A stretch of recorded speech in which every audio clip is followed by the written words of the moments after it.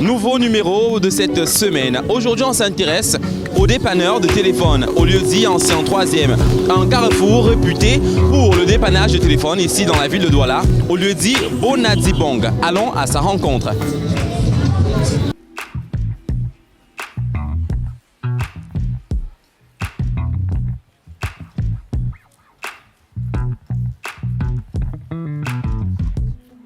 Chers téléspectateurs, nous sommes avec Scofield Télécom. Scofield, bonjour. Bonjour monsieur. Alors, depuis quand est-ce que vous êtes dans le dépannage de téléphone ici à l'ancien 3e? Moi, j'appelle ça, ça fait pratiquement 3 ans que je suis dans le dépannage ancien 3e. Et déjà, bon, par la grâce de Dieu, je peux vous rassurer que ça se passe un peu bien. Puisque Pourquoi un peu bien? Nous sommes abandonnés à nous-mêmes. Nous sommes pratiquement abandonnés. L'État nous a abandonnés puisque déjà, il pourrait mettre les finances en eux pour que nous soyons au moins à la hauteur. Puis certaines personnes voyagent peut-être, disons, ils partent en Chine, aller acheter les téléphones, en Chine pour venir vendre au Cameroun. Alors que nous, les Camerounais, sommes capables de fabriquer un téléphone. Donc ça se concerne 8 à 10 techniciens. Nous pouvons fabriquer un téléphone de marque camerounaise. C'est ce que l'État camerounais oublie. Que d'aller importer des téléphones à l'extérieur, nous aussi, nous pouvons bénéficier de nos propres produits fabriqués dans notre pays. Cela veut dire que vous pouvez en même temps dépanner ou bien arranger ou confectionner un téléphone?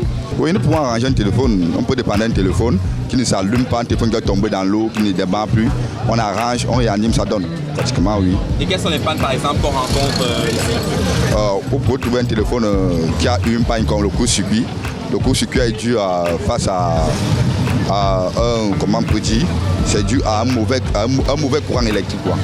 Quand on mettait un téléphone en charge, la baisse de tension vient subitement. La tension elle est haute. Quand elle vient totalement ancrée au téléphone, c'est comme ça que le téléphone ne s'allume plus. Donc on peut remettre la lumière avec une forte tension. Quand ça revient, la tension est plus élevée que l'autonomie du téléphone en question. Et puis le téléphone ne donne plus, ça s'éteint. C'est ça qu'on appelle aussi en langage technique chez nous aussi. Ça fait partie de la phase court-circuit au fait. Ces écrans par exemple que vous avez par exemple ici, les afficheurs, est-ce que ça vient du Cameroun? Les écrans ne viennent pas d'ici, les écrans viennent d'ailleurs. Les écrans viennent d'ailleurs, les écrans viennent par exemple d'un pays, viennent par exemple de Dubaï, d'autres viennent de la Chine, un peu de partout. Et par jour par exemple, on peut faire combien par recette? Non, ça dépend, hein. Ça dépend, puisque déjà, pour dire vrai, c'est tellement dur. C'est trop dur, on s'en sort pas. On s'en sort pas, mais chacun fait quand même l'effort de trouver un petit truc chaque fin de semaine pour essayer de satisfaire sa famille à la maison, pour les enfants leur manger, envoyer les enfants à l'école, mais pour dire normalement, on s'en sort parce que nous sommes abandonnés à nous-mêmes. Mais on peut faire plus que ça. On rappelle que vous êtes dans un hangar, on va dire sous un parapluie et sous un soleil.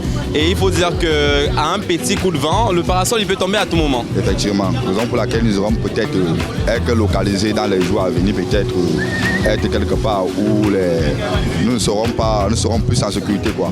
Parce que déjà le client peut venir avec un téléphone, vous voyez le parasol c'est presque percé là. Oui. Et la pluie peut tomber là et puis ça gâte le téléphone du client. Et ça nous met dans les problèmes avec le client. En parlant même des problèmes avec les clients, est-ce que vous avez déjà eu des problèmes avec les clients? Oui, effectivement. Chaque jour, il y a des problèmes chaque jour. Un client peut venir avec un téléphone, tu repars, et puis il repart, il passe à la maison. Et toi, tu sais que tu as rangé. Il arrive à la maison, ça ne donne plus. Et du jour au lendemain, il revient pour dire que non, tu as mal réparé son téléphone, tu as fait ici, pourtant toi, tu peux rien. Parce que l'électronique est comme ça. Tu peux arranger maintenant, tu prends, tu rentres avec, et puis ça ne donne plus à la maison. Et quand tu reviens maintenant, ça crée les problèmes aux techniciens. Pourtant, le technicien, lui, il a fait son travail. Alors, on dit en même temps que non, les techniciens sont des malhonnêtes. Qu'est-ce que vous dites de ces gens qui pensent que les techniciens sont des malhonnêtes?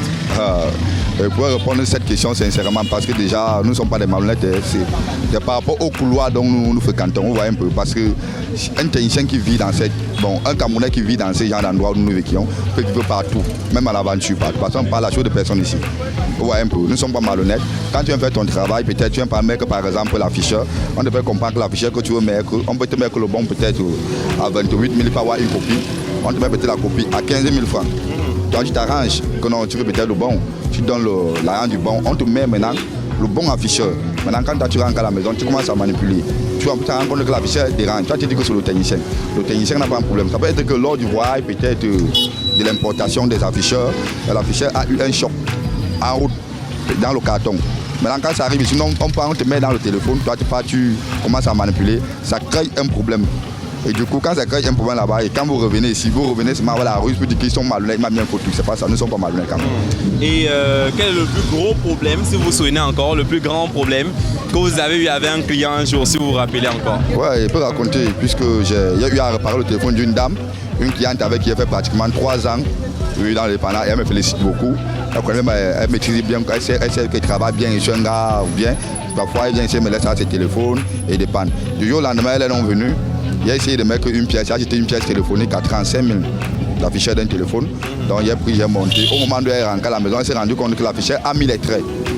Elle est revenue ici avec la police pour me porter, pour dire qu'elle est partie avec moi, qu'elle a mis un faux afficheur. Et pourtant, l'afficheur avait un choc, peut-être lors de l'importation et la fabrication. À la base, en fait, ça avait un choc. Donc, ce n'est pas de ma faute. Et ça m'a gâté les relations avec ma personne.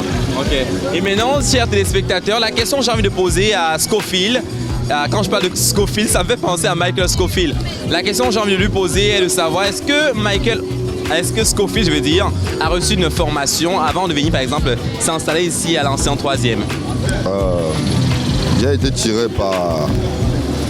tiré par un proche, vous savez, parce que tout ce que nous faisons dans la vie nous retient. Et ça nous rattrape toujours. Tu peux faire du bien à quelqu'un, ça te rattrape. Tu peux faire du mal à quelqu'un, ça te rattrape.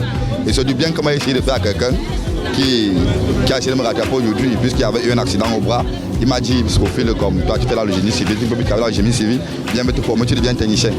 Et à la base, moi, je négligeais.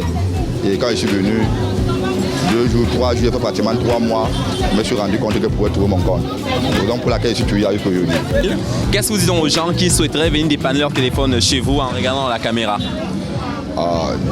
Je souhaite vraiment à ces gens qui viennent donc dépanner le téléphone d'être tout bienvenus et qu'on n'a pas de courage de toujours venir. Puisque pour te dire vrai, nous sommes les premiers au Cameroun. Même si ça ne sort pas, nous sommes les premiers au Cameroun. Parce qu'un téléphone peut quitter de Ngaoundéré, Maroua, au nord, extrême nord et tout. Et c'est ici, à Douala, qu'on a la solution. Tu peux partir à Benin Kennedy, ça ne donne pas. Mais ici à Douala, ce n'est pas qu'on se vend. Vous connaissez que la capacité d'ancien 3e, c'est une capacité très lourde en dépannage téléphonique. Donc il y a l'ancien 3e et l'avenue Kennedy qui se rivalisent. Ouais. Non, nous ne rivalisons pas. Nous sommes les chefs, ce n'est pas qu'on se vende. Oui. Nous sommes normalement forts. Le top 1, c'est qui? Oui, le top 1, c'est l'ancien 3e d'abord. Avenue Kennedy doit bien en 2e position. En tout cas, il ne pouvait pas dire autrement. Avenue Kennedy, pour ceux qui ne savent pas, c'est dans la capitale politique de Yaoundé. Je vous promets, dans les jours à venir, on ira faire un tour à l'avenue Kennedy. Mais on dit en même temps qu'il y a trop d'agressions dans ce genre de secteur. L'avenue Kennedy, bon, il n'en sait rien d'avenue Kennedy, mais il en sait qu'en domaine des capacités de dépannage, nous sommes quand même plus forts. Donc le client est ici en sécurité? Non, le client est tellement en sécurité. Quand le client est ici, il est vivement en sécurité. Il est vivement en sécurité. Quand il vient, il s'assoit, il fait comme chez lui. Et puis, il y a ici. Ok, on espère donc Scofield, d'ici peut-être 1 à 2 ans, il aura un local un peu plus grand que celui-ci dans une boutique climatisée, toujours ici à l'ancien 3e de Douala.